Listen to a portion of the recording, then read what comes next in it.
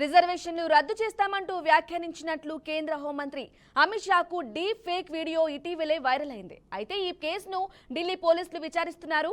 ముఖ్యంగా ఈ ఫేక్ వీడియోను కాంగ్రెస్ అధికార ఎక్స్ హ్యాండిల్స్ షేర్ చేయడంతో పాటు ఆ పార్టీ నేతలు కార్యకర్తలు విస్తృతంగా పంచుకున్నారు. దీనిపై ఢిల్లీ పోలీసుల వద్ద ఫిర్యాదు నమోదైంది. ఇప్పటికే ఈ కేసులో తెలంగాణ సీఎం రేవంత్ రెడ్డికి పీసీసీ అధ్యక్షుడి హోదాలో ఢిల్లీ పోలీసులు సమన్లు జారీ చేశారు. తాజాగా ఈ కేసులో జార్ఖండ్ కాంగ్రెస్ చీఫ్ పీసీసీ అధ్యక్షుడు రాజేష్ ఠాకూర్ కి ఢిల్లీ పోలీసులు సమన్లు జారీ చేశారు. ఈ రోజు తమ ముందు హాజరు కావాలని సమన్లలో పేర్కొన్నారు. తనకు నోటీసులు అందినట్లు ఠాకూర్ ధృవీకరించారు.